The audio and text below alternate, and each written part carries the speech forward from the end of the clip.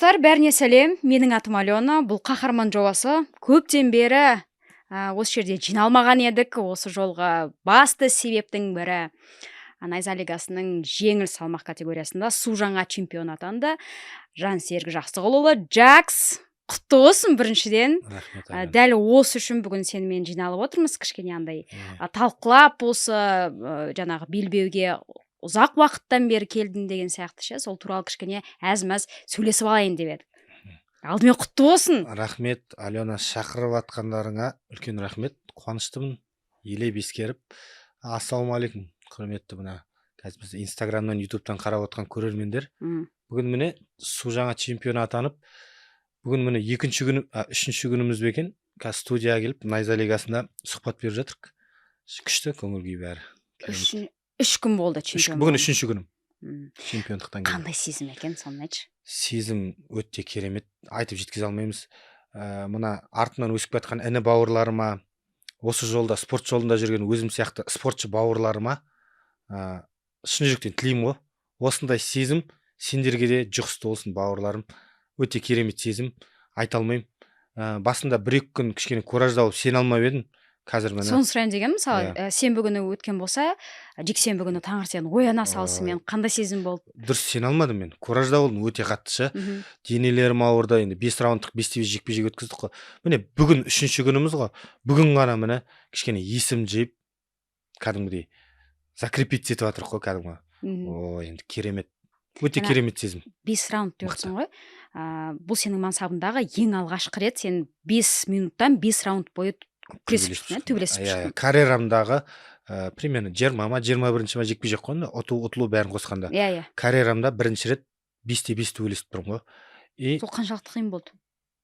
Қиын екен түсінемін, бірақ бәрібір де соны. Енді мен қазір қиын болмады десем, негізі кішкене өзінше болып кеткенім ғой негізі, бірақ мен ойладым 5-те 5-ке біз өте қатты дайындалдық. Тыңғылықты дайындалдық десек те болады, айтайын, бірақ Алена, ондай қатты қиын болмады. Неге дейсің ба? Біз или формамыз жақсы болды ма, или дайындығымыз мықты болды ма да, оны бойдың көргендерде түсінетін шығар. Прям қатты шаршап, ондай болған жоқ. Кәдімгідей паплану болды. Қарасаңыздаршы, вообще Аллаға сан шүкір да. Ешқандай жарақат та жоқ та, Аллаға альхамдулилля, например. Ешқандай жарақат та жоқ та. Мені ұрды біраз, ол бразилец. Типті ешқандай да жарақат жоқ, значит, бір прям ауыр бой болды деп айта алмаймын. Прям ауыр бой болды деп айта алмаймын. Бірақ 5-те 5 жекпе-жек өтті да, оңай емес. 5-те 5 шайқас деген функционалдық дайындық жаңағы. Выносливость дайындық деген, жүректің соғысының дұрыс болуы деген енді оңай емес қой. 5-те 5 жекпе-жек құлайсың, тұрасың, ұрасың. Бірақ прям қатты емес, нормально 70%-ке болды десем болады. Қай неден кейін, раундтан кейін кішкене сезіне бастадым, қиналып бара жатқанымды? 4-ші раундты сездім. 4-ші раундты сездім. Қалай сезілді? Дыхалка жетпей қалды ма? Жоқ, дыхалка жағынан Аллаға шүкір, жүрек соғысы, выносливость жағынан бәрі ойдағыдай подвайт етпеді.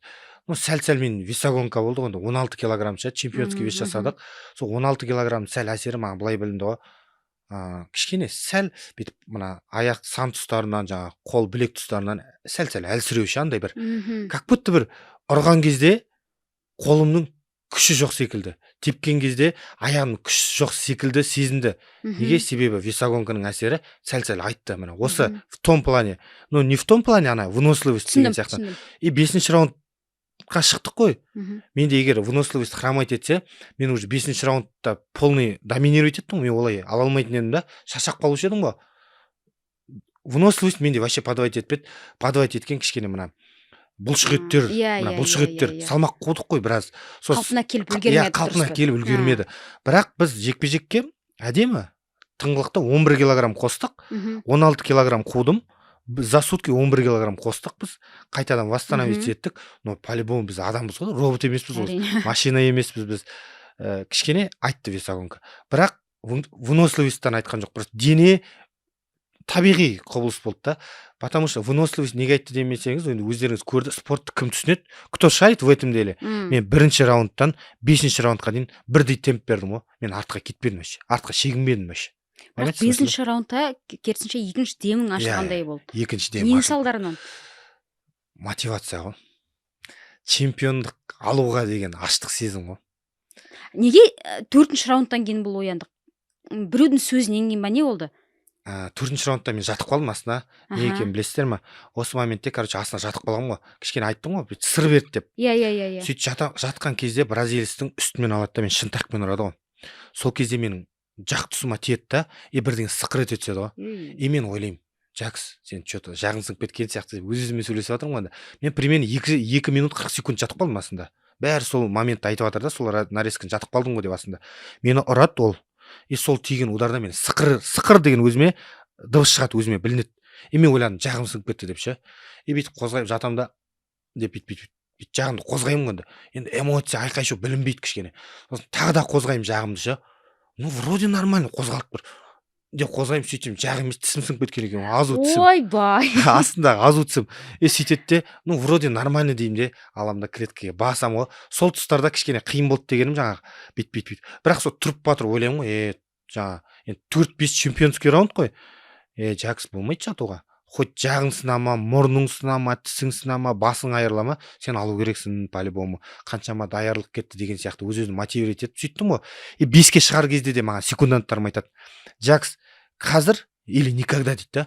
Міне осылай айтады да. Қазір или никогда дейді да. Мен оның өзімде жүрегімнің түбінде прекрасно түсініп тұрмын. Либо қазір мен істеймін, газовать етіп, мен құлатам.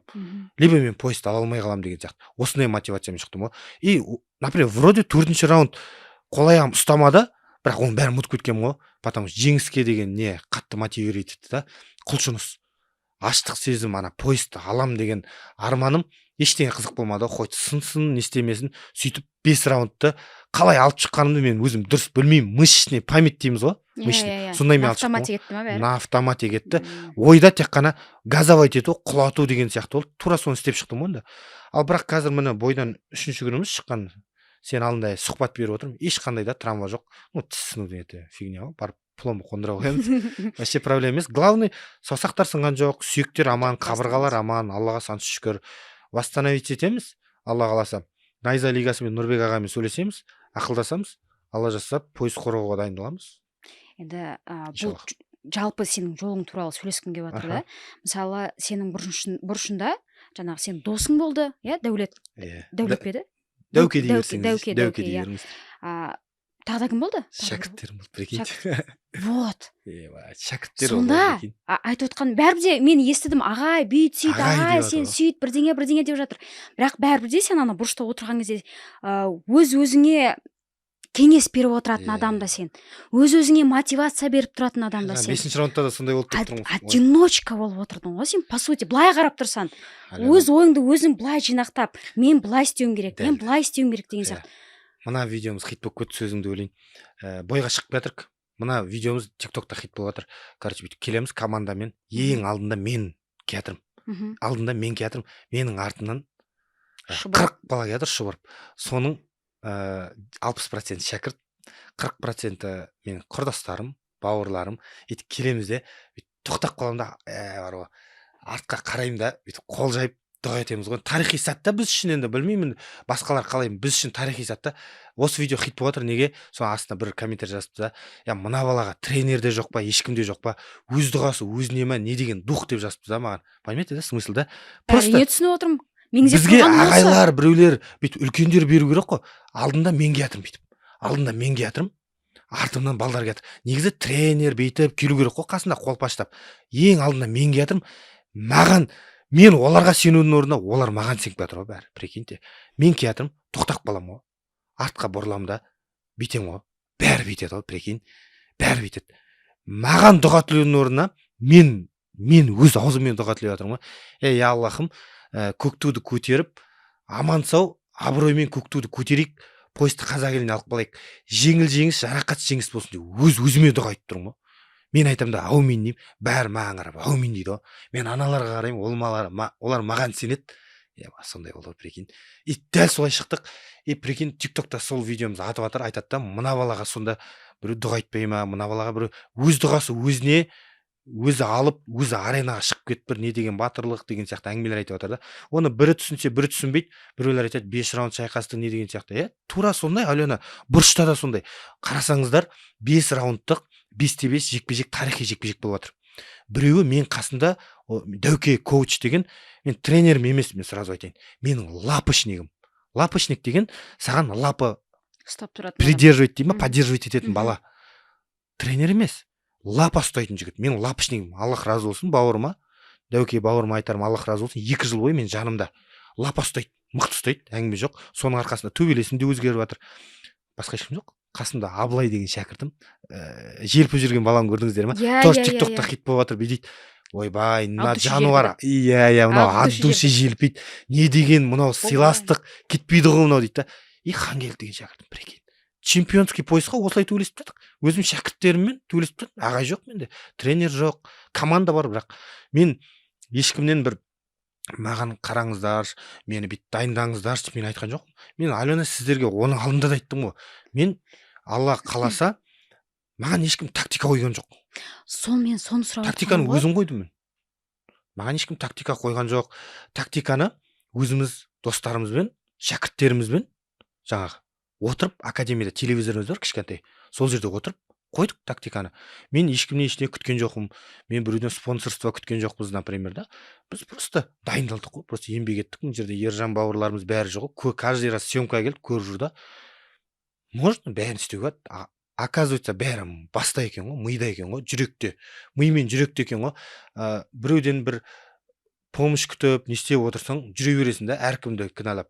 Бәрін істеуге болады екен да. Егер сұрақтардың туындаса, мынаны қалай істесем екен деген сияқты. Туындайды ғой. Потому что өте мықты жауынгер, өте мықты жекпе-жек 5-5 деген чемпионский бой деген ол өте ауыр жекпе-жек. Оған тыңғылықты тактикалық тұрғыда және де психологиялық тұрғыда даярлықтан мықты келмесең, сен срыв берсең ұтыласың. Соны сен қалай не істедің? Сен өз-өзіңе сонда сұрақ қоясың да, өз-өзіңе жауап бересің ба? Өз-өзіме сұрақ қоясың, өз-өзіме жауап беремін, естественно. Мен, например, жаңағыдай ғой сол. Жаңа ана наш боец бүйтіп салыпты ғой, алдында салады да, ары күні ма. Короче, чемпионский бойға жақындап қалды деген сияқты. Мен Жакстың раздевалкасына кірем дейді. А там толпа, куча собрался молодых пацанов дейді да. А там Жакс сидит, у нее тренера нету дейді да. А везде там ходит у нее молодые пацаны, скорее всего, у нее ученики деген сияқты әңгіме айтып жатыр да. Ну иә, ученики, и чё? Зато мен үшін шынайы болеть етеді да. Маған мынау маңызды болды ғой. Маған шынайы көмектесетін, шынайы жан ашитын адамдар болса болды деген осындай мотивация болды ғой. Болды, проблема емес. Мен справляться ететініме сендім да, Алланың қалауымен ше. И еттік та. И білесіздер ғой енді, осы кезге шоу жасап айтып жатыр ғой, кеше пресс-конференцияда мен саған темп беретін болам, мен саған өз ойынын навязывать ететін болам деп. Воздух болып қалған жоқпыз. Мен навязывать еттім. Потому что маған бұл жекпе-жек, бұл пояс керек болды да, бір воздух болып қалып жатқан жоқпыз, айтып бір қалып жатқан жоқпыз. Барынша айтқан сөзімізге Аллаға шүкір 99-да 9 придерживаться етіп жатыр ғой. Осы нелердің бәрін көре тұра, енді мына сөзімді өлейін, осыларды көре тұра, жаңағы енді не істейсің ғой, бірақ ешкімге міндетті емес қой негізі. Біреу мені қолдауға, біреу подписка жасауға не істеуге ше. Бірақ жаның ашиды да, прикинь. Мені білмеймін мен неге екенін. Мен ешкімге неге жамандық жасаған жоқпын ше. Мен ешкімді ала жібін аттап жатқан жоқпын да. Мені қолдайтындар рас, осыны неге екенін мен түсінбей әлекпін ше. Мен осыны түсінбей әлекпін, Алена. Мені қолдайтындар аз. До этого бразильцпен бой берді ғой. Хорошо, сенбет бразильцқа сенді, бәрі бразильцті мықты дедім. Ну, хорошо. Астына оқисың, Жакс, как ты можешь, емайт, сен не істейсің, мықты жауынгерді сбор өтпей не істемей, мен айттым, Алматының тауларында дайындаламын деп. Қалай ұта аласың деген сияқты. Қолдамады ешкім мені. 70% бразильский жақтасты. Сосын менде кішкене ренжіген кездері болды, что енді ренжігенде как? Мен олардан ақша сұрамаймын, мен олардан каспийме ақша сал демеймін. Мен просто поддержка, лайк, қазақтың флагын қойып кетіп, мен слабый болып тұрсам да, қазағым, жалғызым, бауырым айналайын, жаным әшейін айырш, айырғанға көк туды көтеріш деп айтуға жарамайды да. Осыған мен кішкене көңілім түсті да. Одан шығамыз, бойдан шығамыз, міне бүгін 3-ші күн, кішкене комментарияларды ашып, оқып, жаңағы мән беріп жатырмын ғой. Прикинь, әлі қолдамайды ғой. Прикинь, өз қазағымыз, қазағым десең, кешірсін, өз қазағыма тиеді. Қазағым десең, өзім айналып келіп, өзіме бетіп ұратшы, бауыр тұсымнан да. Мен өзім қазақпын, өзім қазақ ұлтын қатты жақсы көремін, қазағым, елім, жерім деп өзім жақсы көремін өте ше. Өзім көк туымды, елімді, жерімді қатты ұлтшылмын да. Бірақ чемпион болдық Алланың қалауымен. Жаңағы көк туды көтеріп, қазақ елінде поезд алып қалып жатырық, иә. мен тағы да қайталап айтамын мына камераға, мен ешкімнен ақша сұрамаймын, мені аяп маған бір залыма бірдеңе әкеліп тастаңдар демеймін.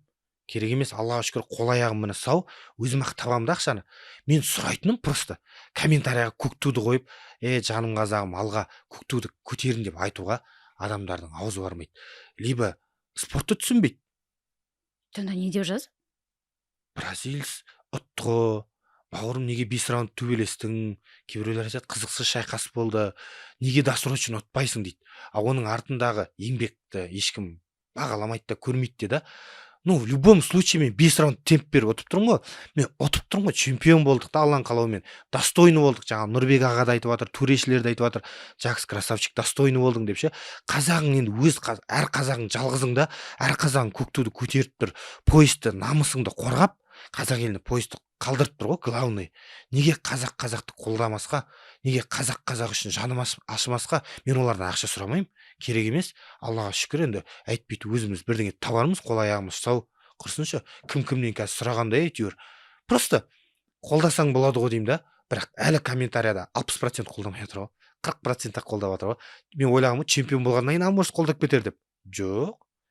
Көп енді комментария былай, Алена, вообще түсінбедім ше. ТикТоктың комментариясын айтпай ақ қояйын, бетімен кеткен. Инстаграмда хотя бы здравый адамдар отырады ғой деп ойлайсың ғой. Инстаграмда сондай. Прикинь. Вроде найзада төбелесіп жатырмын, прикинь. Статус найза. Соперник Майк Линхарес. 6 он не проиграл. Тренируется в American Top Team, например, да? Мына жақтан қазақтың баласы шығады, арық, например, ше. Өздеріңіз айтқандай ауылдың баласы деп, ауылдан келген, арман қуып келген қазақтың баласы шығады, например, ше. Елімді қорғаймын, жерімді қорғаймын, көк туымды қорғаймын деп ше. Ал ан жақтан келеді де, например, нелер бар ғой, өзіңнің қазақтарың бразильский әлі кішкене жақтасып не істеген сияқты көрсетеді да. Осыған кішкене жүрегім ауырады да. Мен өзім қатты не істеймін ше. Алматыны қатты жақсы көремін, Алматының тауын жақсы көремін. Міне Алла тағала көріп тұр ғой, жүрегіммен айтайын. Мен қазағымды жақсы көремін, қазақ ұлтын жақсы көремін. Вообще қатты қараймын ше сондайға. Сөйтіп чемпион боласың. Мына жақтан келеді десене ешкім. Прикинь, даже бар ғой, вообще құтты болсын деп айта алмайды. Прикинь, міне мен айтып тұрмын ғой мен. Вообще я в шоке вообще. Мой шок в шоке ғой. Осыған таңғалып. Неге? Сен андай жүрегінде бір ерекше мұң болып, осының бәрін тастап кететін бір ойларың болмады ма? Не үшін істеп Мен де жатырмын деген өмірімде сияқты. көп қиын жағдайларда өткенмін да, Алена. Мен карьерамда 3 рет жеңіліс қатарынан болған ғой. Прикинь.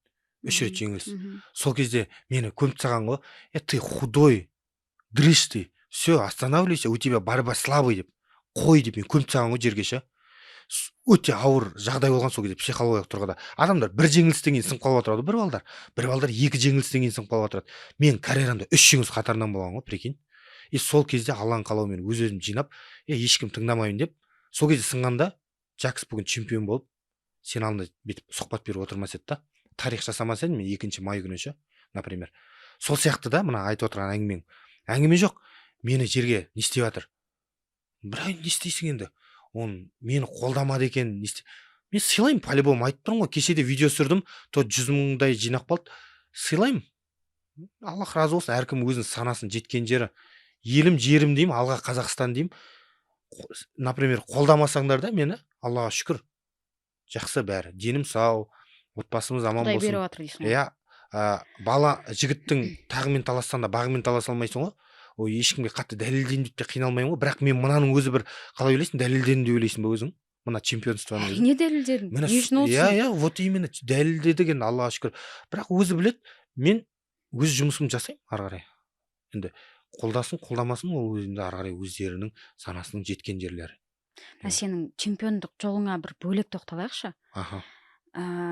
Сен өзің айтып отырсың ғой, енді Майк Кеннеди American Top Team'да жаттыққан, біраз жерде дайындалған, 8 жылдан бері қателеспесем жеңілістен таппаған жауынгер сияқты. Сияқты емес, жауынгер. Сөйтіп сен келіп тұрсың, мына жақта жаңағы Алматының тауларының етегінде жаттығып дегендей өз залында, мен стористан қарап отырмын ғой, былай-былай. Оның үстіне түрлі программаларға жаңағы жазуға саған бардық. Күні түні сол залда болдың. Өз залың Джакс ММА.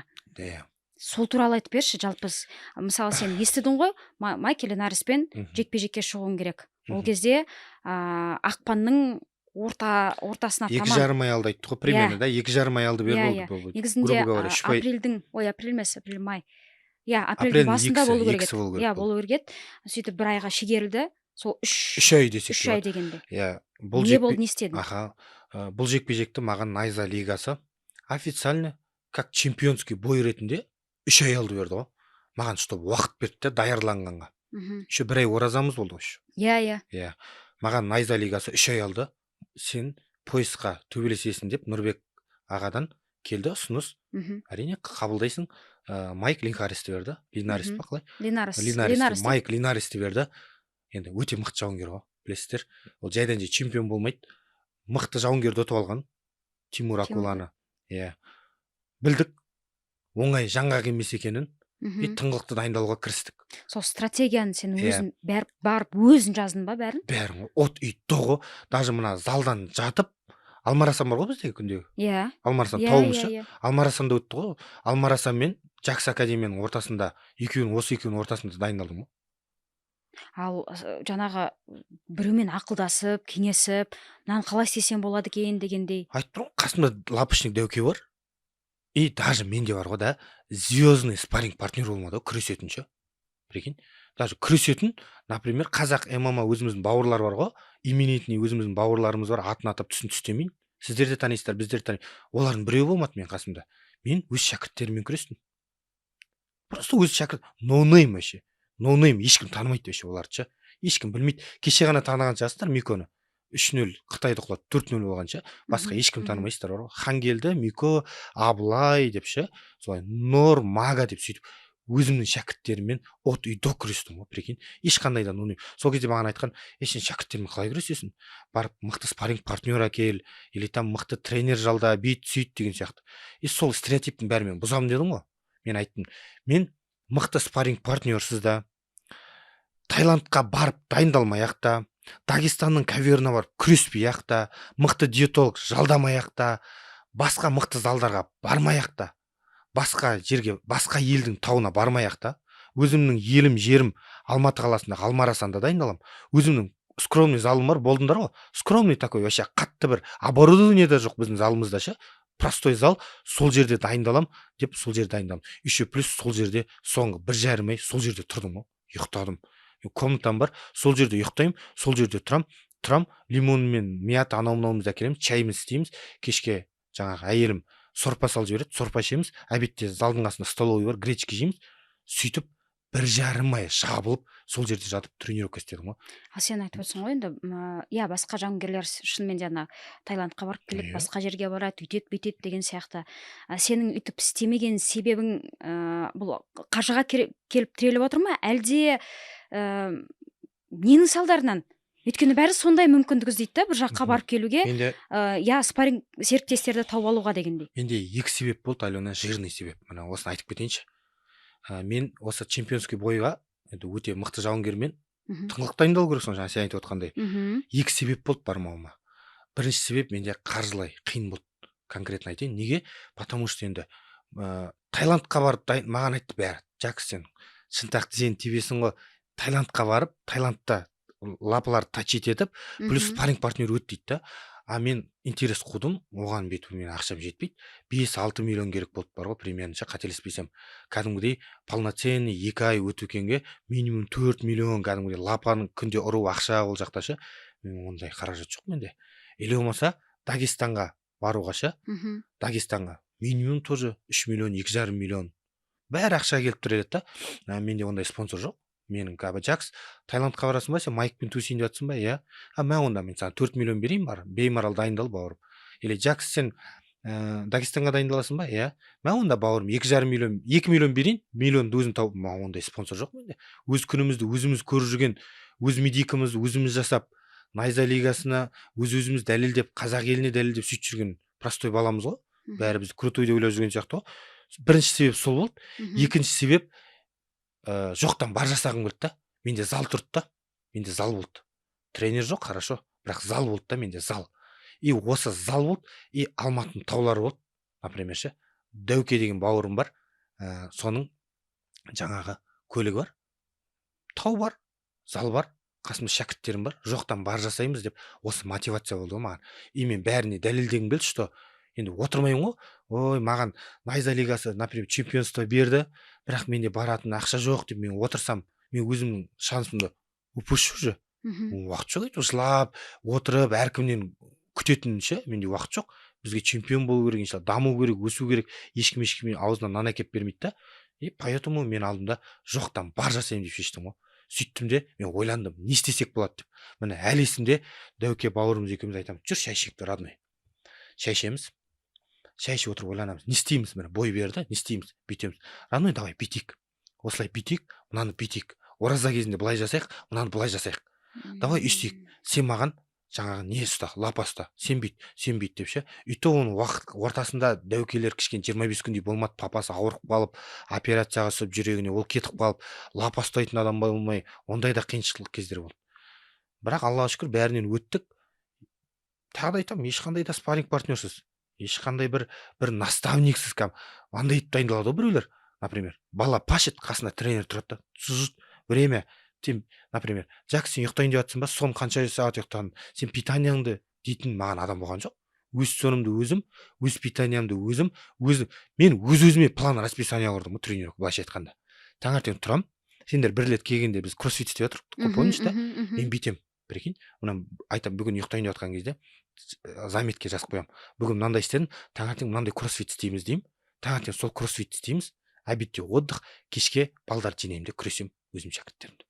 Ертең күні кикбокс деген сияқты тура осылай бір залға барған жоқ. Ешқандай да залға да или болмаса бір сбор дегенге де өткен жоқ. Саған біреулер хабарласқан жоқ па енді? Былай біздің жауынгерлеріміз жақсы дайындалып жатыр екенсің, көмек керек па? Ешбір бауырымыз хабарласқан жоқ. Спорттың жолында жүрген. Қазір енді айтсам біраз бауырларымда тиіп маған ренжуі мүмкін, мына нелер сұхбатты көріп жатса. Білмеймін, ешкімге қазір жаны ашымайтын сияқты ғой маған, походу. Маған деп, маған демей ақ қояйыншы, құрсын. Жалпы бір-біріне ше. Енді ол ешқандай да бір не емес. Жоқ, мен айттым ғой, ешқандай да бір именитный жауынгер или жұлдызды бір жауынгермен спарринг партнер болған жоқ. Негізі вроде көмектесуге болады ғой, біріңді қазақ, бірің дос қой, бір-бірімізге кішкене поддержка беріп деген секілді. Жакс, енді қазақ еліне поезд алып қал, жаңағы ау деген секілді. Соперник мықты күресіңе деген секілді. Бірақ ештеңе күтпейміз деп айттым ғой, ештеме. Аллаға шүкір, өзіміздің шәкірттермен, өзіміздің жас балдармен, бәрі айтты ғой олар жас балдар деп. Жас өспей ма, көкірегіңіз теспей ма деген секілді жастармен ақ дайындалып, Аллаға шүкір, жаңа өзіміздің залымызда қамалып жатып ақ, бүйтіп грушаны 15 раундта ұрып, добиванияны бүйтіп ұрып ақ, мына өзіміздің алмарасанымызда жүгіріп ақ, қандай деңгейде высококлассный бой көрсету болатынын дәлелдедім деп ойлаймын, бар ғой. Аллаға шүкір. Сен бұған дейін осы 2 жыл бұрын Дәнеш ағайдың залында жүрген жоқ па едің? Жаңағы Триумф айтта. Ол кісі былай көмектескен жоқ па? Я сен оған хабарласқан жоқсың ба? Қанша дегенмен тәжірибесі бар кісі ғой енді. Дәнеш ағаймен әңгімеміз бөлек қой, Аллах разы болсын ол кісіге. Мен Дәнеш ағаймен бір рет хабарластық. Дәнеш ағайға айттым, осылай төйлесін жатыр. Дәнеш ағай сәттілік тіледі. Мен өзім де айтқан жоқпын. Ағай дайындайсыз ба деген секілді. Просто сәттілік тіледі. Давай балам, Аллах жар болсын, айырғанға, көк туды көтергенге саған сенеміз, бүкіл данныйларың бар деп тура осылай айтты. Аллаға шүкір, болды. Сонымен бойдан кейін де Дәнеш ағаймен аудиомен звондап сөйлестік, құттықтаймыз деді, ау деді, жаңа құтты болсын, қуаныштымыз өте, бәріміз отырып қарадық деп сөйлестік, солай. Атак мен Триумф айт залына жаңа барған жоқпыз. Сондай болды. Жүрегіңде бір мұң жоқ па? Жалғыз өзім, түсінем, сенің үлкен командаң бар. Жас балалар. Жастар ғой бәрі, 17 жас пен 21 жас аралығында балдар ғой бәрі. Бәріміз көріп отырмыз. Нойдан шыққан балдар ғой бәрі. Соны айтып отырмын ғой, неде жаңағы жекпе-жек барысында біреулер саған нені сүлгіні бүйтіп қағып жатыр, біреу саған су беріп жатыр, біреу бүйтіп жатыр, біреу сөйтіп жатыр. Бірақ басқаларына қарасам, бұл Сула да соны айтып жатыр да, бір неге рилсқа. Соны ұстап алып айтып жатыр. Бір жағынан ол өте дұрыс нәрсені көрсетіп жатыр да. Басқалардың жанында бапкерлер жүрген кезде сен өзің отырсын. Иә, мен андай жоққа шығарғым келмейді шәкірттерімнің еңбектерін. Бірақ андай өзіңнен жаңағы үлкен бір аға болатындай қылып ше, саған келіп, Жакс, сен мына жақтан вот здесь доработай деген сияқты, мына жақтан олай. бүйтіп жасайық. Давай осы жолы сенің қателіктеріңді емес, сенің қарсыласыңда қателіктерін көріп, саған кішкене андай бір қоштап, қолдап, бір кеңес айтып, өйткені в процессе болған кезде сенің енді көзқарасың бір бөлек, сырттан қарап отқан адамның көзқарасы бір бөлек деген сияқты бір андай бір қарсыласының қателіктерін вот так подсветить етіп. Алена, Сонсыз күшті ғой, олай болса ше. Күшті ғой. Мен де қалаймын, айтып тұрмын ғой. Мен питаниямды қадағаласа, мен сонымды қадағаласа ше, Жакс салмағың қалай отырды бір ауыз сұраса, или жағдайың қалай болып жатыр деп сұраса, или бойға жаңағы 4 күн қалғанда, 5 күн қалғанда кәдімгі сен үшін ол терлеп деп айтпай ақ қой, мен үшін терлейтін шәкірттерім, бауырларым бар ғой, үлкен поколение да, былайша айтқанда старший поколениенің несін білдіріп, жаңағы мысын дейміз ғой, мысын білдіріп, во время жаңағы секундирование олай болса жақсы ғой. Бірақ жоқ қой. Ондай болмай тұр ғой, болса жақсы ғой. Енді шәкірттерім болды, ағай деп жүгіріп жүр ғой, прикинь. Секундирование кезінде маған айтады ғой, ағай дейді, біз тарих жасауымыз керек дейді ғой, прикинь. Ал керісінше тренер айтады ғой, соберись, например, жинал, например, Айбек, Нұрбек деген секілді. Жинал, сен тарих істеу керексің, қаншама біз еңбек еттік деген секілді ауыр сөздер айтады ғой. Секундированиеде мынандай әңгімелер шығып жатыр ғой, мына жақта Хангелді, Абылай тұр ғой, маған айтады ғой. В общем, мыс жағынан емес, уважительный жағынан кетіп жатыр да, тоже оңай емес қой енді. Например, ағай деген рөлде тұрмын да мен ана жерде. Мен оларға ағаймын ғой, в общем. Понимаешь, қалай түсіндіремін? Маған айтады, ағай дейді. Біз тарих жасауымыз керек. Бізге түсіндірудің қажеті жоқ, біз өз көзімізбен бәрін көрдік. Маған айтады, ағай дейді, біз тарих жасауымыз керек дейді. 2 раунд қалды дейді. Біз тарих жасауымыз керек. Қазір жасамасақ, қашан жасаймыз? Ағай, дайындалдық қой, ағай мен 5 раунд өтті ғой, прикинь. Ағай мен 5 раунд өтті ғой. Вот, осымен шықтық. Ал Дәуке айтады, досым дейді. Прикинь, досым дейді. Мен шәкірт емеспін біреуге. Дәуке айтады ма, досым дейді. Досым, біз тарих жасауымыз керек дейді. Енді ол тарих жасауымыз керек деген біреулер түсінбей ой, не тарих дейді. Тарих ол тарих, емайт. 15 жыл келдік біз. Данияр Елеусінов Рио Олимпиадасын ұтып тарих жасаса, мынау бізге тарих. Найза лигасының 70 килограммдағы су жаңа чемпион атандық. Майк Линхаристі 6 жыл ұтылмаған. Жолдан тайдырдық. Америкада дайындалады.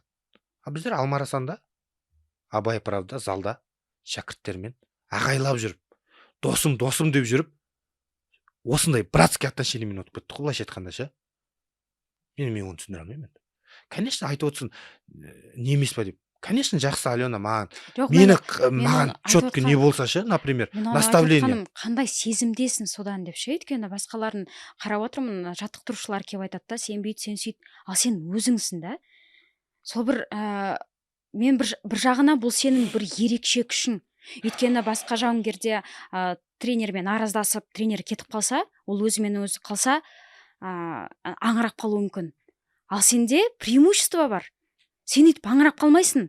Сен онсыз да осыған дейін өз-өзіңе қоштап, өз-өзіңе қолда, өз-өзіңе мотивация болып, жаныңа саған шынайы жанашыр болатын балаларды жинап алдың. Сен өзің дисциплинаның арқасында мен соны саған жеткізгім келіп жатыр да. Мен дисциплина деп ойламаймын бұны ше.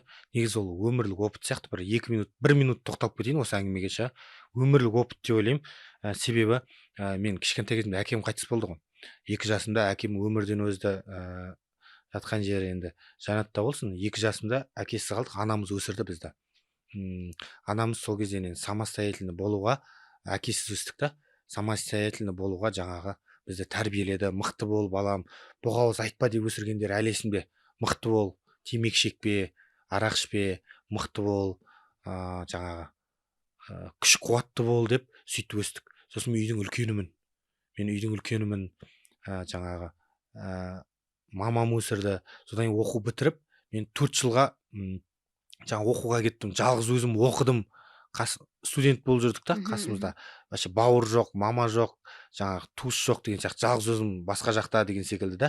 Сосын жаңағы армияға бардық. Одан бөлек жаңа жалғыз өзім деп айтып отырмын ғой, Алматыға келдім, уже андайға кішкене піскенмін десем деп жатыр, закаляться етіп ше, ондай нәрселерге ше, андай біреуден бірдеңе күтпеуге, барынша өзің тез шешім қабылдап, сондай тығырықтан шығуға деген сияқты. Например, біреулер бар ғой, мен машина алмаймын, мен әкем алып бере салады. Мен үйленемін ертең, мен үйленгеннен кейін әйеліммен бірге квартира алып бере салады. Или там мен бүйте салам, мен үшін ағам бере салады. А менде жоқ қой, аға жоқ менде ше. Мен үйдің итак үлкенмін, қарындасым ғана бар, болды. Менде әке жоқ, мен қол ашып тастап, балам деп мен ақша бере салатын. Менде көке жоқ ше. И мен сондайға әбден кәдімгі уже закаляться етіп кеткен ғой. Міне осы деп ойлаймын мен ше. Етім до того үйреніп кеткен ғой, что болады, можно жалғыз өзің бәрін істеп кетуге болады деген сияқты осындай қатаң бір ет қалыптасып, сондай бір сол нәрсе артынан спортқа ұласып, екеуі дисциплинамен болып кеткен ғой. Андай ше, болады, бәрін істеймін деген секілді ше. Сондай ғой. Что былайша айтқанда нан табу керексің деген сияқты тема ғой. Мені асырайтын ешкім жоқ. Маған біреу ақша бермейді. Мені артып, например, да, сондай ғой, цель сондай да. Например, қазір чемпионство атақ алып тастадым да, например, Аллаға сан шүкір да. Не болдық та, былай қарайша айтқанда, бұл тарихта, найза тарихында 70 килограмм чемпион болып қалдым да, Алланың қалауымен. Бірақ Алена әлі ашпын ғой, прикинь. Аштығым соншалық, я кешегі бойда Майкл Каррис пен Джакстың 60% ғой. Мен әлі вообще өз-өзіме әлі немеспін шандай. Риза емеспін бар ғой. Это только разминка деп ойлаймын бар ғой. Понимаешь, смысл да? Әлі мен иншаллах қорғау керекпін, әлі хочу большие бои бар ғой, иншалла. Да, например, біздің жұмысымыз осы ғой, денежный бои, да, например, да, уже асырау керекпін да. Маған біреулер бар ғой, пояс алмақ түгіл 5 бойынша тойынып кетеді ше, өзінше болып, да, например, или пояс алса тойын. Какой? Мен ашпын. Маған керек, мен құттай демалам, травма жоқ, чуть-чуть травма есть, залечу, басқа майда шүйде жаңа дәрі дәрмектерімді ішіп, орныма келемін де, қайтадан я в строю, потому что ақша табу керек, отбасымды асырау керек, үй алу керек. Алматы қаласында мен квартирантпын, например, анда-мында квартирада жүрмін, например ше. Кеше ғана, например, шықтық біз, уже үй ауыстыру керек болып жатыр, ана кісілер өздері келеміз дейді, үй алу керек, или там зарабатывать ету керек, ақша табу керек, семья асырау керек, көп шаруа ғой вообще бар ғой. Сондықтан қайттан стройға незамедлительно ораламын ғой. Жаңада Нұрбек ағаны көрдім, сөйлестім, сондай тема ғой. Жекпе-жектен кейін сенен сұхбат алған кезде сен түсінгенімше бұл жекпе-жекті әкеңе арнаған екенсің. Сол енді өзіңде негізі осы сұрақ болған, әкесіз өсу ер балаға ауылда, жалпы әкесіз кез келген балаға өсу қиын ғой енді, қыз бала болсын, ұл бала болсын. Сен осы сұраққа өзіңде жауап беріп отырсың. Қаншама жылдан бері етің үйреніп кеткен, самостоятельный болуға, өз-өзіңді алға жетілдіруге деген сияқты. Алматы қаласына келіп, Алматыны бағындырып жатырсың. 3,5 жыл дегенде сен зал аштың. Сенің залыңның энергетикасы енді 1-2 рет бар келдік, бір рет челлендж жасауға бардық мысалы ше. Сенің залыңның энергетикасы жеке өзіме өте қатты ұнайды. Андай уютно. Вайп бар ма? Вайп, иә. Өйткені бәрібір бірін сыйлайды. Налегке. Сен шәкірттерің страшно жақсы көреді сені. Жігермен жұмыс істедік қой. Ағай деп. Бізде 10 выпуск болды ма жас толқын? 10 выпуск бойы сен туралы айтты ғой. Обязательно біз әзілдесетіміз, білмеймін, сен көрдің ба, көрмедің да, программаны жас толқ деп емес, жакс толқ деп қояқ деп. Өйткені сен туралы Жігер сияқты сондайын 20-сы бар ғой әлі. Сол ғой енді. Жігердің сөзін сөйлейтін фирменный бар. Ол дегеніміз, оны айтайын деп тұрғаным, до того сен ана өз жүрегіңмен жаулап алдың да, ақ көңілдігіңмен, адамгершілігіңмен, өзіңде ана неден кейін айттың ғой, чемпион болу, оңай адам болу қиын деп. Бір әңгіме келіп тұр, негізі жорстко осы жерде ше. Айтып жіберейін ба? Конечно, сол үшін айтып отырмыз. Давай. Мына мықты әңгіме келді негізі, осы күнде айтатын. Мен өзім шәкірттеріме айтамын. 3,5 жыл Алматыға келдім. 3,5 жыл алда Алматыға келдім. 4 жыл болмады толықтай. Жаңағы өзімнің Лада деген машинам бар. Лада Гранта деген сияқты машина ғой. Сонымен келдім. Семья жоқ, ешкім жоқ. Оның бәрін айттым. Таксовать етіп жүрмін. Карьера қуып келдім ғой мен. Цель, мен чемпион боламын деп келген жоқпын. Мен чемпион боламын деп келген жоқпын, өтірік айтмастейін. Мен просто как Асу Алмабаевтар сияқты үлкен аренада өнер көрсетемін деп келдім. Айтпақшы, оны сторисін көрдің ба? Иә, Құттықтады ғой сені. еще маған жазды, молодец, ризамын. Даже кейбір балдарымыз жазып сторис салмай жатыр. Асу Алмабаев, братан, Аллах разы болсын, респект, красавчик, молодец вообще бар ғой. Мықтылар енді, молодец. Сол кезінде Асу Алмабаевқа сол еліктеп келген ғой. Асу Алмабаевтың сторисіне мотивация алып келдік қой, например ше, сөйтіп таксовать етіп сөйтіп жүрген кезіміз ғой. Міне осы шәкірттермен әңгіме болады қазір. Үлкен спортқа мен қадам басты. Жакс, жансерік болып келген бала Алматыға Жакс деп келіп атымды өзгерттім десем болады. Біреулер жансерік екенімді білмейді, атын Жакс деп айтады, бәрі Жакс мама деп. Жакс болып өзгеріп, өмірім өзгере бастады. Үлкен спортқа қадам бастым. Үлкен ареналарда төбелесе бастадым, арманым орындала бастады. Өзіме кезінде арман болып жүрген жаңағы Асу Алмабаевтар, барлық боецтерді көре бастадым көзіммен живой. Сөйтіп ше, бізге батыста арман, например, шыны керек. Арман болды біздің кезімізде бәрі, оларға бізге звезда болып көрді, Қуат Хамитов болсын бәрі ше. Сөйтіп мә дей бастадым. 1 жыл еңбек еттім, 2 жыл еңбек еттім мен ше. 2,5 жыл, 3 жылға жақын еңбек еттім да. Спортшылардың арасында жүрдім ғой. Спортшылардың арасында жүріп, спортшылардың бір-біріне деген жаны ашымайтын братский отношение жоқ екенін кішкене түсіндім ғой. Сплоченность жоқ екенін түсіндім ғой. Түсіндім, не меңзеп тұрғанын енді. Бір-біріне деген сплоченность жоқ екенін түсіндім ғой. Мен ешкімнің атын атап, команданың атын атап түсінемеймін. Біраз жерде сбор өтіп сөйтіп жүрдік. Сбор болғанда зал араларында бір-бірлері үшін жаны ашымайды. Бір командада, бірақ бір-бірлері үшін жаны ашымайды. Не говорю, вот эта команда деп, жалпы балдардың психикасын өзім психологиялық тұрғыдан қарағанда айтып жатырмын. Аттарын атап түстерін түстей аламын, бірақ мына жерге болмайды камераға ше. Мен оны шәкірттеріме өзім айтқам, мен жалпы спортсмендер деп айтайын. Өз бауырларымыздың бір-біріне деген жаны ашымайтынын көрдім. Бір командада, бірақ бір-бірі үшін шынайы қуана алмайтынын көрдім. Келген жылымда айтып жатырмын, 1 жыл мен 3 жыл аралығында. Зал құрмай тұрып айтып жатырмын мен деген. Зал құрмай тұрып. 2,5 жылда көріп тағаным ғой. Бір-бірі үшін шынайы қуана алмайтынын көрдім. Және де ең жүрегімді ауыртқан нәрсе, бір-бірінің кейбірде өсектейтіндер мен жүрегімді ауыртты. Например, бір-бірі туралы жаман сөз айтатыны, мен өзім ондайды ұнатпаймын. Біреуді өсектеп, например, 4 адам отырса, 1 адам кетсе, ананы өсектеген мен өзім ұнатпаймын. Өсек сөзді жаратпайтын баламын ше. Өзім ұнатпаймын ондайды өсек сөз дегенше. Чисто бізде батыста бәрі тіке-тіке да. Да, нет, мен өзім ондай ұнатпаймын да. Сол балдардың сплоченность жоқ екенін көріп, жаңағы барлығын көріп, маған ұнамады, қатты көңілімнен шықпады. Ол болмайтынын көрдім ше. Мен қатты көңілім қалып жүрді. Бойдан ұтасың, тоже. Ол әңгіме қазіргідей қолдамау деген емес, например ше. Просто бір-бірін көре алмайтындарын көрдім кішкене ше, адамдардың спортшыларын. Қатты жүрегіме тиді, ауыртты. И мен білдім, что-то не так. Бұлай жалғаса бермейтін білдім. Прикинь, мен өзіме айттым бар ғой. Мен білмеймін ғой, қалай ойдан шықты. Мен просто тренер болып өзіме команда құрғым келеді деп айттым ғой, өз-өзіме сөз бердім. Прикинь, просто так бір сөзден шыққан нәрсе ғой. Арты мынандай үлкен команда болып кетеді деп ойлаған жоқпын. Мен бүйтіп айттым ғой өзіме.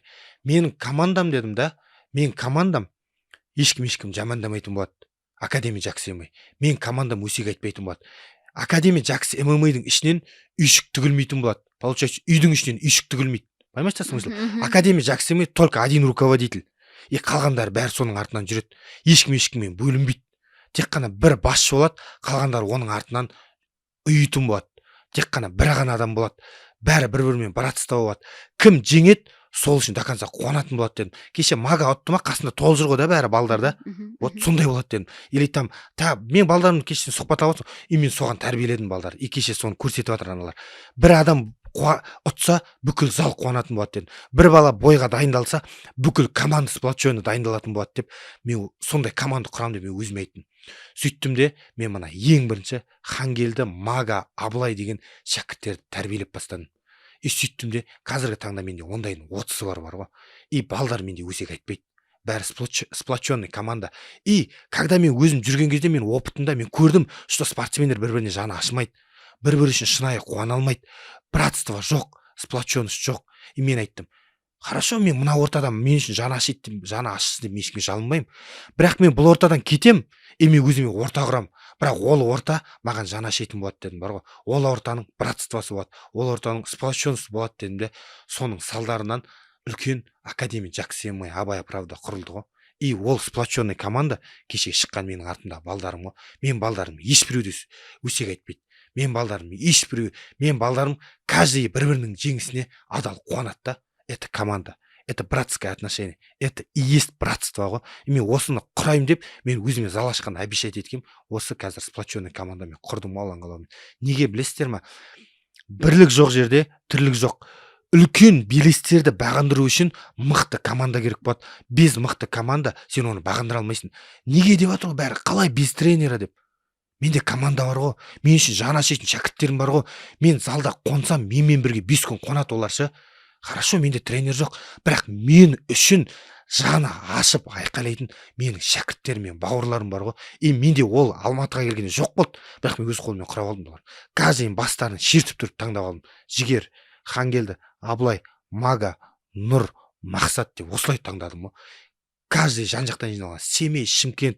И знаете, бәрімізді бір нәрсе біріктіріп жатыр. Не екенін білесіңдер ме? Бұл аштық сезім ғой. Бәрі аш, жоқтан шыққан бәрі. Бәріне нөл ширдок, бәрі арман мақсатына ұмтылып жатыр. Байдың баласы жоқ, бәрі арман мақсат қуып жүрген балдар. Залда 4 бала тұрады қазір. Залда 4 бала тұрады. Бәрі жатып дайындалады сол жерде. Бәріміздің даже ағайларының целіне дейін бір да, арманымыз не? Чемпион болу, үлкен белестерді бағындыру, и аналардың бәрі сондай ғой. Сол үшін біз кеше түнде тарих жасадық қой. Сондай команданың, сондай аш балдардың арқасында да, например, сол үшін біз сондай тарих жасадық қой. Не үшін деп таңғалып отыр ғой? Сондай, сол үшін шәкірттер бар, потому что шәкірттер мықты, бір-бірін көре алмайды деген жоқ. Мен оларға айтқанмын, сендер Хабибтің командасын көрдіңдер ме дедім, мен оларға айттым. Хабибтің командасын көрдіңдер ме дедім. Когда Махачев пен Умар Нұрмағанбетов бір картта төйлесейін деп отырады ғой. Мен жестко бірдеңе айтайын деп жатырмын ше. Умар кемпингті көрсеткен лайв форматта Дубайда жаттығып жатыр. Умар ислам бәрі әңгіме айтып отыр. Хабиб кіріп келеді ғой. Хабиб кіріп келеді. И аналар айтады ғой, Хабиб дейді ғой. Бәрі ат тұрады да, сапқа тұрады ғой. Ол жерде pound for pound номер 1. Ислам Махачевың бар, ПФЛ-дің чемпионы бар, бәрі бар. Но не имеет значения. Есть один руководитель только. Хабиб. Разница жоқ, сен кімсің? Сен исламсың ба? Бәрі тұрады ғой. Хабиб келеді. Че, пацаны, как дела? Нормально. Ассаламу алейкум, ва алейкум салам. Готовы. Все, ты пошел разменяться дейді. Артынан кетеді ғой бәрі. Не екенін білесіздер ме? Бұл дисциплина ғой. Бір ғана басшы бар. Всю жизнь. Сен қандай деңгейде, сен Геленваген, сен коттеджда, сен Пауынфофон номер 1 болсаң да, олар қарапайымдылықпен, тәртіптен айырылмай тұр да, бір-біріне деген сыйлағанмен, сплоченствомен, братствоны қараңыздаршы. Ислам Махачев Хабибке бағынып тұр да, ал тәртіпке бағынған құл болмайды да, Хабибті құдайындай сыйлап тұр да. Кәдімгідей Хабибтің сөзі, ты что делаешь, одну посадку не делаешь в одну ногу, вот так делаешь деген тыңдап, и сөйтіп кетеді да. Бізде осы нәрсе жетіспейді ғой. Бізде құттай кішкене көтеріліп кетсек, или там пояс алып бірдеңелер жағдайымыз істеп кетсе, бір-бірімізге кішкене бағынбай қалып жатырамыз, тренировка жасамай кетіп қалып жатырамыз, қонақ қуып кетіп жатырамыз. Олай болмайды да. Карьераң біткенше бәрі сплоченный, мықты команда болу керек қой. Сондай Хабибтар неге әлі күнге дейін номер 1 команда? Себебі командасы мықты ғой. Осындай командалар жетіспей жатыр ғой. И мен осы мықтылардан көшіріп, өзімнің балдарыма осыларды пример етемін ғой. Давай біз тарих жасайық. Давай адамдар болмаған команданы біз шығарайық. Например, біреулерде галочка ғана бар, команда деген. Аттарын атап түстерін түстемеймін. Артынан ренжуі мүмкін, но инстаграмға салдым.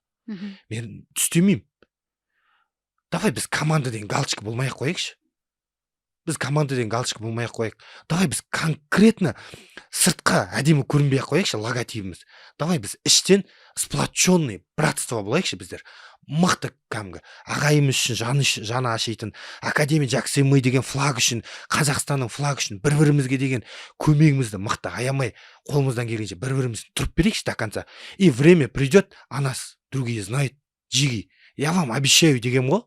Что там кеше Мико арқылы, біз арқылы уже Найза Алигас, уже Алена знает, уже Нұрбек аға знает. А мен оларға айтқам 2 жыл алды құрып атқан кезде. Пацаны, успокойтесь.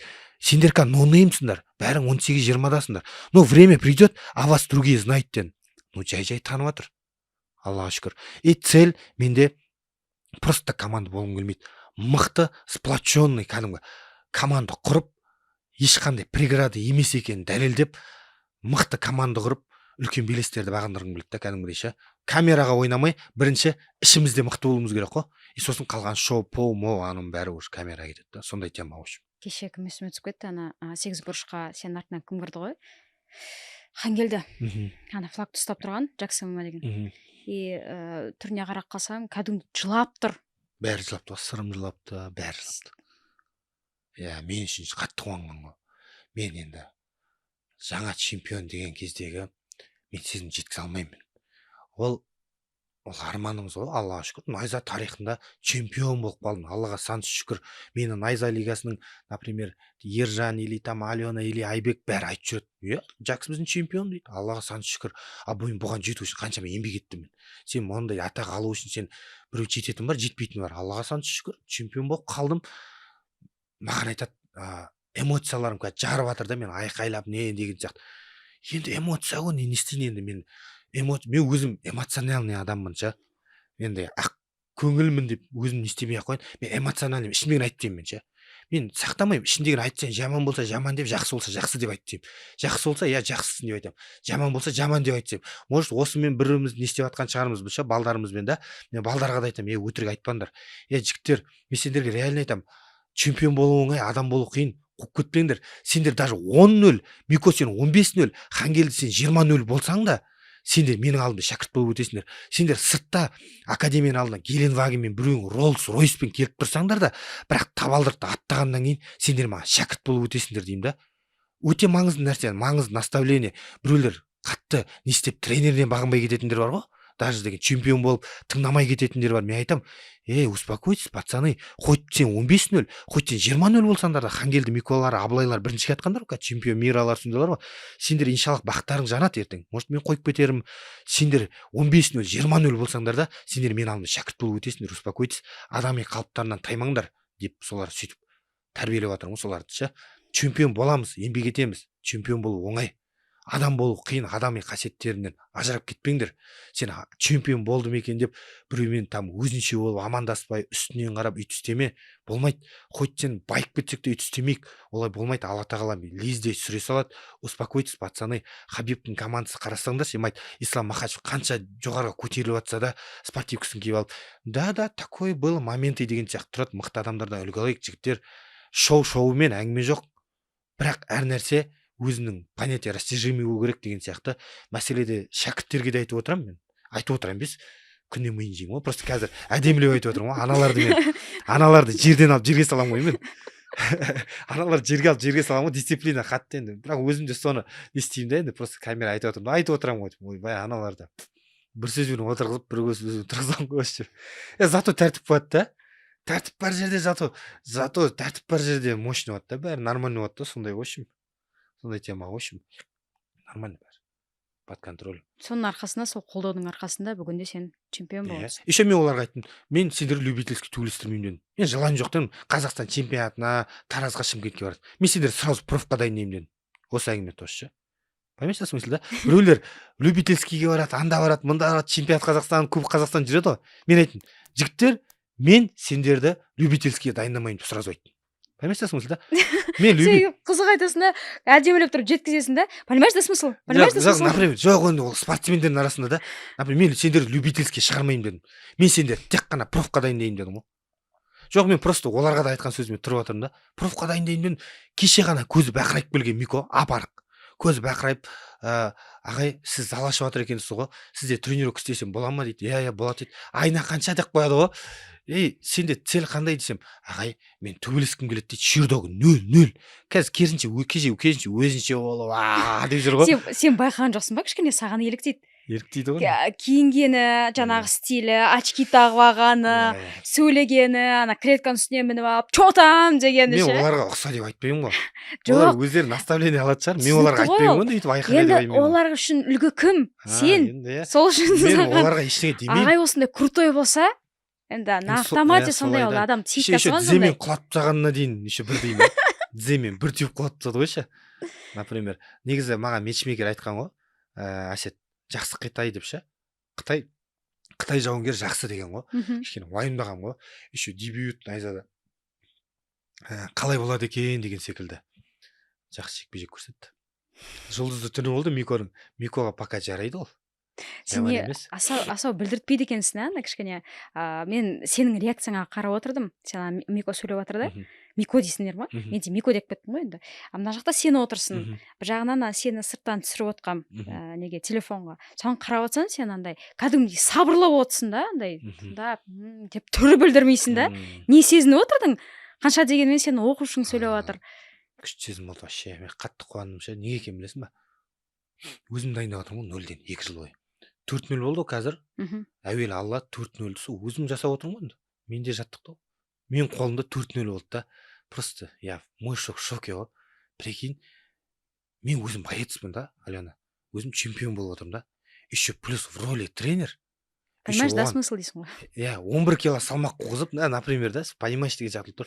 Тренер рөлінде справляться етіп, соған геймплан құрып беріп, например, ше. Маған менің тренерім жоқ болса да, мен оның тренерімін ғой, например. Мен оған құрып бердім ғой геймпланның бәрін. Қалай не ұру керек, Қытайға рубкаға кірмей қолы ауыр, например, ше. Одиночныйлармен жеп кидать ет деп ше. Сөйтіп шәкіртім отқанына мен қатты қуандым найзада. Вообще, без слов. Жақсы ғой да, шәкіртің найзада отса. Это уже нормально же. Это уровень. Значит, алдағы уақытта тренер студында, значит, нормально жүреді деген сөз ғой да. Жігітке жеті өнерде аз деп тұр ғой да. Білмеймін, кішкене мақтансақ мақтанғандар деп болатын шығар. Өзім боецпін, бірақ еще плюс 4-0 шәкірт шығарып жатыр уже, Аллаға шүкір. Хангелді 5 победа подряд кетір. Например, ше. Аллаға шүкір. Тағы да бір кісі туралы сұра кетейінші, сені ерекше бір қолдап кеткен. Сен келіншегің. Сен жекпе-жекке шыққан кезде ана төбелесіп жатсың да, 3-ші раунд, 4-ші раунд қателеспесем. Мен ана журналистер отыратын жерге барып отырғанмын да. Өйткені өзі орын, мейлі, оны айтпай қояйын. Сол жаққа барып отырсам, келіншегін екен білген жоқпын, негізі былайынша түсініп отырмын. Жаңағы жан серік деп жаны шығып айғайлап жатыр да. Қарындасың тұрған екен. Соны сен бағана айтып өттің ғой.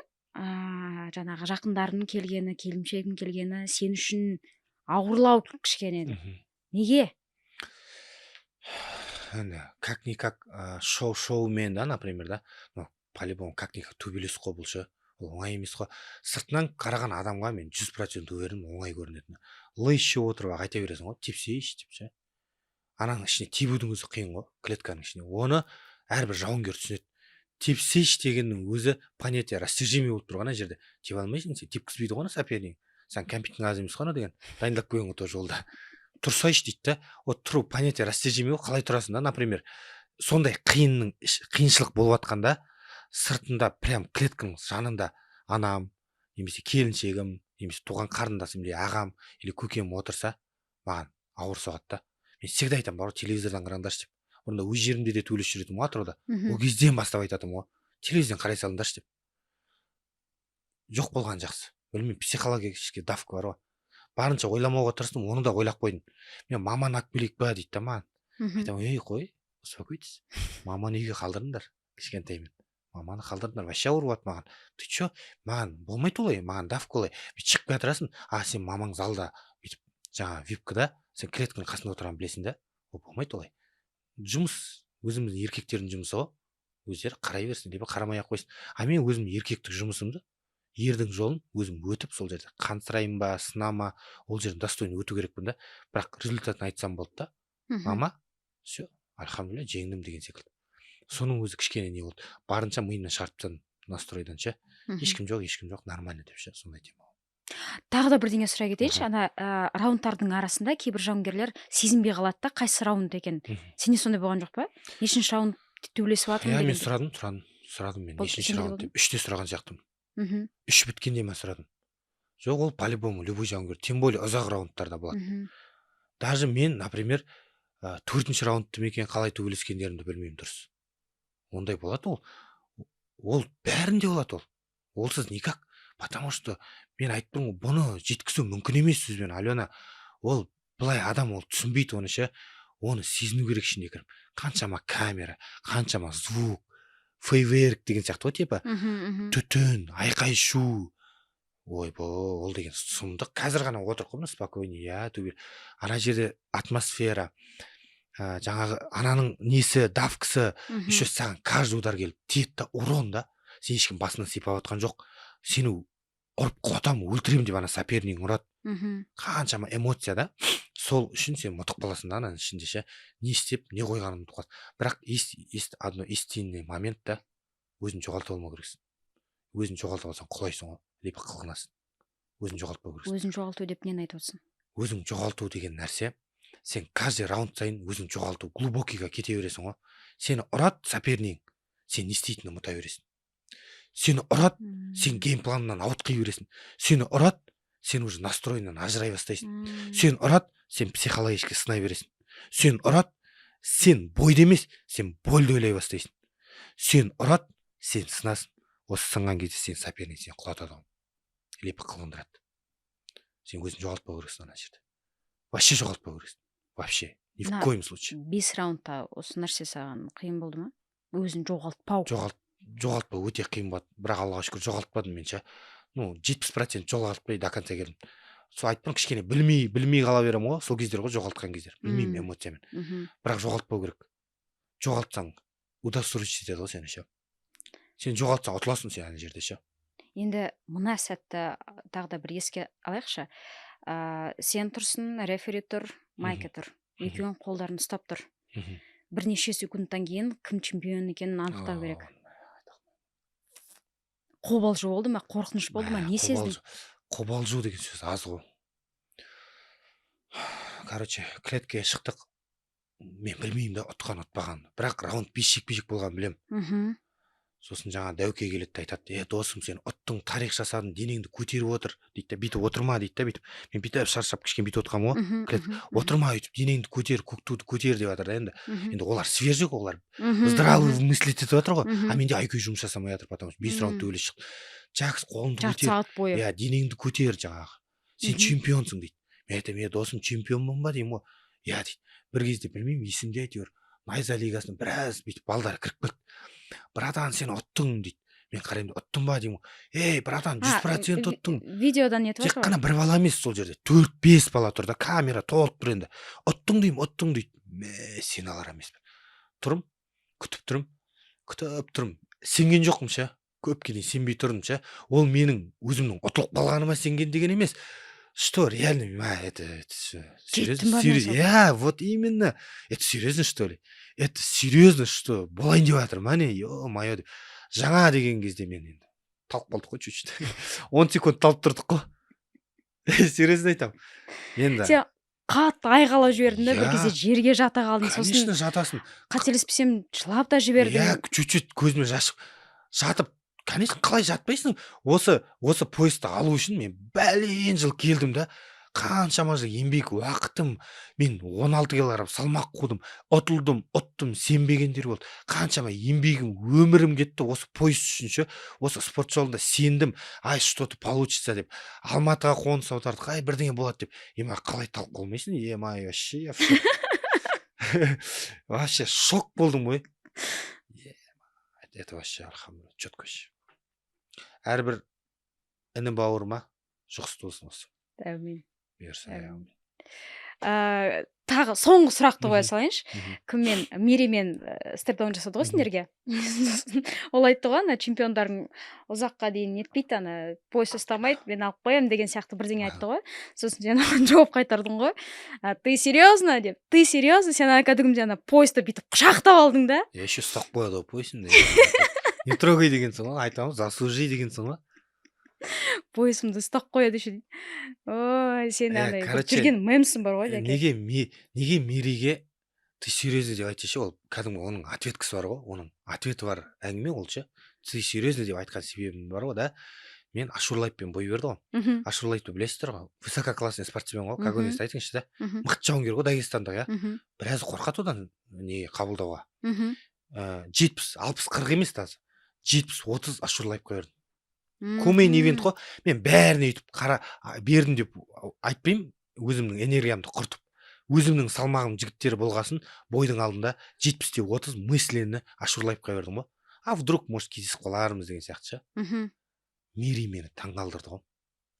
оказывается құлатып тастаған екен ғой, мен білмеймін ғой, мен Мгм. қыздырынып Иә, жатырмын ғой, иә, ол иә, комейн иә. ивент, мен мейн ивентпін, ол кезде мен разминка Иә, істеп иә, жатырмын иә. ғой. И мен әкелген кезде сосын маған хабар келді до этого, бірақ айтты маған, Мгм. Мири ұтты деді. Бірақ құлатты дедім, әйтеуір Мири ұтты деді. Да, ну Нокаут дедім ғой. болды. Иә. Сол Мириге айтамын, мен Мириді кішкене недооценка істегенмін ғой. Сосын Мгм. Мириді мен өзім ойладым да, енді мен өзім бір бас жоғарымын, құдай қаласа Мириді ұтамын, данный жағынан Миридің бойы мынандай ғой вообще. Мгм. Сосын Мириге айтамын, ты серьезно, да, Мири? Ты серьезно, это хочешь, да, деймін ғой. Ол айтып қояды, почему мы нет бірдеңе, да, ол да сөйлейді ғой. Негізі Мгм. ол да біраз шоуды өлтіреді ғой негізі. Мгм. Соған айтып жатырмын ғой. Ты серьезно, да? Мири, ты серьезно, это хочешь, да, деймін ғой. Да, бірдеңе поясымды ұстайды да, айтамын, ұстама поясымды сен. Заслужить надо, заслужи, неге ұстап отырсың сен, менің поясым ол деймін да. Сондай тема ғой. Бірақ Мири таңғалдырды. Иә, таңғалдырды. Комейн ивент болды ғой, претендент болды ғой. Жаңа медик тұрғысынан да мықты келеді, солай ма? Иә. Миридің Кейін несін қараған жоқсың ба сол бойды? қарадым. Мен өзінше болып не істеймін мен? Қарамадым деп. Как положено, от үйді қарадым. Бәрін екеуін. Айттым ғой, Мири таңғалдырды мені. Қол ауыр екен. Бірақ Мири таңғалдырды. Жекпе-жекті көріп шықтым. 2 рет көріп шықтым мен. Жекпе-жекті ашылы. Көпке ұзалмаған екен ғой. 2:51 ма? Иә, иә, 2:50 ма? 3 минутта ма құлатып тастапты ғой. 2 рет көрдім. 2 рет көрдім. Бірақ по-любому тағы да айтамын, Мири, ты серьезно, да? Вообще. Иншаллах, вообще.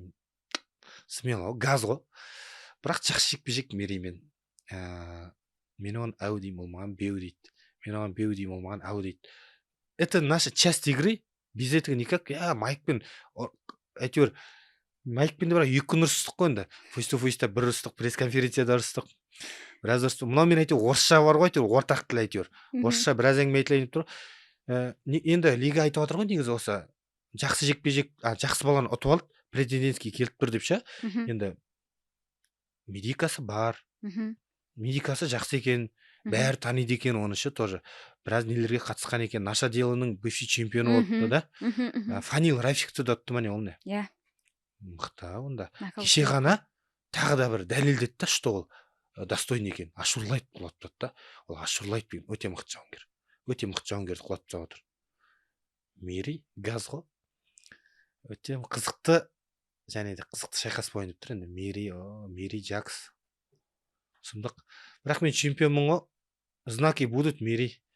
Дайындала берсін пока. Енді мен кішкене восстановить етіп. Конечно, әрине. Мири кішкене дайындалсын.